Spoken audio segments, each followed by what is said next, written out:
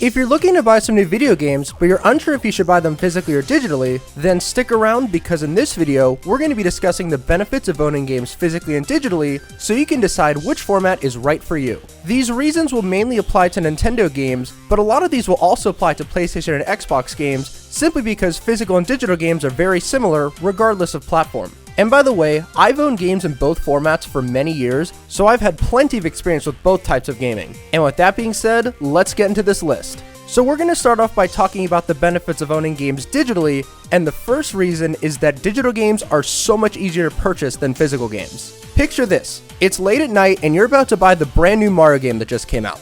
If you want to buy a physical copy, you either have to get up and go to the store, possibly wait in line, and then come all the way back home to play, or you have to wait for that store to ship the game to you, which could make you wait multiple hours to play. But if you bought that game digitally, just a few clicks, and boom, it's already downloading. There's no need to run to the store or wait for any sort of delivery. You can even make it so that your new game will pre-download before it's released, so as soon as the clock hits midnight, you're ready to play. So if you like playing games the second they come out and don't like waiting very long, then you'll absolutely love the simplicity of buying digital games. Now let's talk about how easy it is to switch between your digital games when you want to play something else. Let's say you're racing in Mario Kart 8 Deluxe, and you eventually decide that you want to go play some Super Mario Maker 2. If you have these games physically, you have to get up, switch out your cartridges, maybe put them back into the right case, and then get back to gaming. But digital games make it an absolute breeze to switch between titles without the need to fumble with physical games. So all you have to do is go back to the home screen and pick a different game.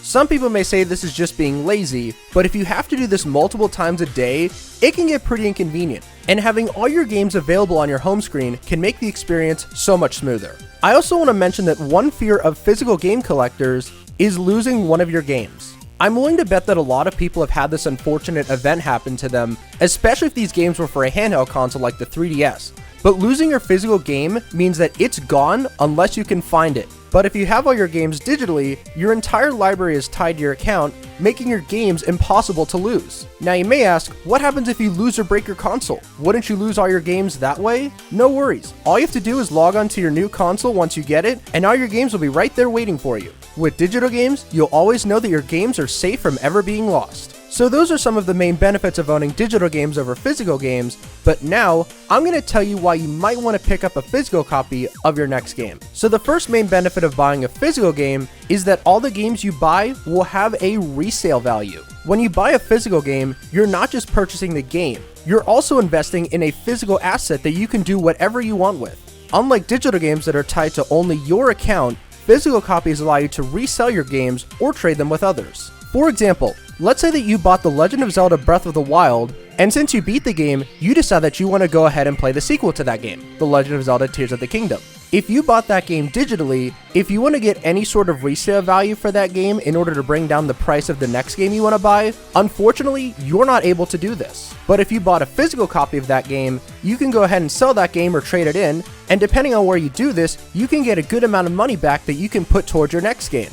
So if you ever plan on selling or trading in your games once you're finished with them, definitely stay away from digital games. Another example of this is that if you want to trade in your Nintendo Switch one day, you're not going to get any money back for all the digital games that you have on there. And this is because your account will be wiped off the system, meaning that no one else can access those games. But this is not a problem you'd find with physical games because all the game data is stored on the cartridge. Now let's talk about the potential discounts you can get with buying physical games. This one mainly applies to Nintendo games, but physical games often see price drops faster and more frequently than their digital counterparts. This is because retailers will usually offer sales and promotions on their games, meanwhile digital games rarely, if ever, go on sale. So by opting for physical copies, you can take advantage of these discounts and build up an impressive gaming collection without destroying your wallet. And lastly, I'm going to talk about probably the main reason why people still own physical copies of their games to this day. When you buy a physical game, you own it forever.